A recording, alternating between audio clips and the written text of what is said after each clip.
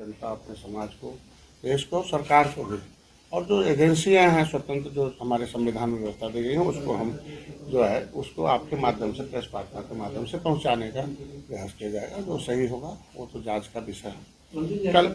कल दिनांक 16/2/2025 को दिन रविवार को निषाद पार्टी के कार्यकर्ता धर्मात्मा निषाद की आत्महत्या का जो प्रकरण सोशल मीडिया पर सामने आया है, साथ ही आत्महत्या प्रकरण में मेरे और मेरे परिवार पर कई तथ्यहीन और व्यर्थहीन आरोप लगाए गए हैं।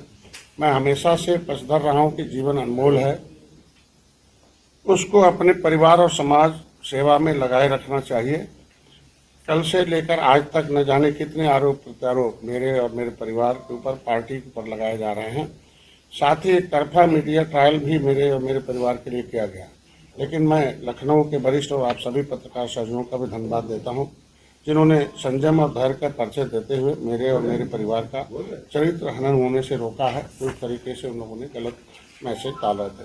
धर्मात्मा निषाद की आत्महत्या मेरे लिए दुखद और झकझोर देने वाली है, क्योंकि जहाँ तक मुझे पता है कि वो बच्चा मुझसे लड़ाई कर सकता था और करता भी था। जब उसे कोई गलत कोई गुमराह कर देता था तो फेसबुक के माध्यम से, लाइव के माध्यम से लड़ लेता था। लेकिन जब उसे सही जानकारी मिलती थी तो फिर वो साथ हो जाता था, और साथ में था भी अभी। और लगभग लगातार से उसका साथ में आना ही बहुत लोगों को दर्द हो रहा कि अब हम उसे हम गुमराह नहीं कर पा रहे हैं। लगभग जब से वो सही चीज़ें जान गया, मैंने किताब में लिख दी, एविडेंस दे दिया, तब से वो सही बात जान गया।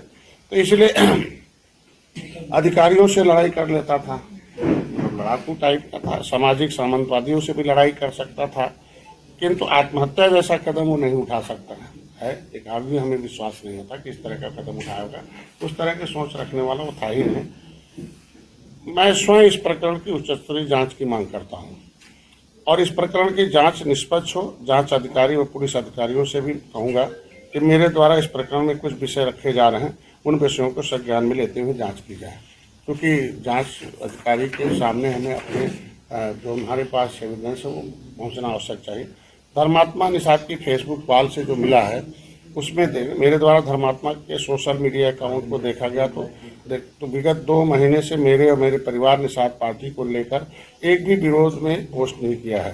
हाल ही में 13/1/2025 को निषाद पार्टी का संकल्प दिवस जो अधिकार यात्रा था, उस समय महाराजगंज गोरखपुर पहुंचने पर धर्मात्मा निषाद स्वागत में, रैली में, हर शहरों में था, और उसमें बढ़ चढ़ के हिस्सा भी लिया, मंच पर थे, और तमाम देखा होगा आपने, उसने पोस्ट भी किया था।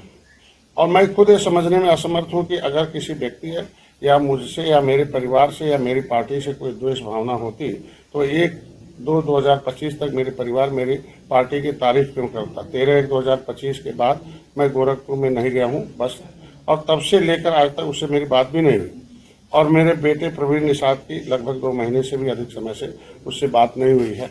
और मेरे छोटे बेटे सरवन से 4/2/2025 को फोन पर बात हुई थी। उसमें मैरिज यूनिवर्सिटी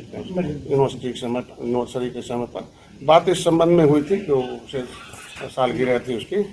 धर्मात्मा निषाद की फेसबुक वॉल से विगत 2 महीने में मेरे और मेरे परिवार, मेरी पार्टी के लिए किए गए पोस्ट के स्क्रीनशॉट हम आप लोगों को उपलब्ध करा देते हैं इसे वीडियो के माध्यम से। इससे ही उसने लिखा है कि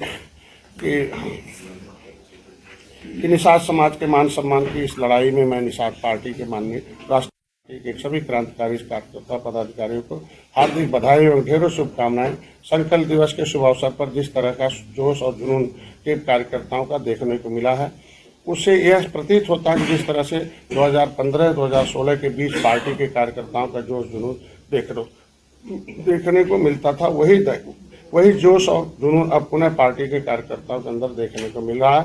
और ये जोश जुनून से ये भी संकेत दे रहा है कि आने वाले दिनों में प्रदेश की सत्ता, देश की सत्ता किसके हाथों में होगी, यह निषाद पार्टी के कार्यकर्ता, निषाद समाज तय करेगा। सत्ता के दम पर निषाद समाज का अत्याचार करने वाले सत्ता के शैतानों, तुम भी कान खोलकर सुन लो। अगर यह लोग मित्रता निभाना जानते हैं तो समय आने पर अपने समाज को रक्षा हेतु लड़ना भी जानते हैं। धर्मात्मा निषाद है।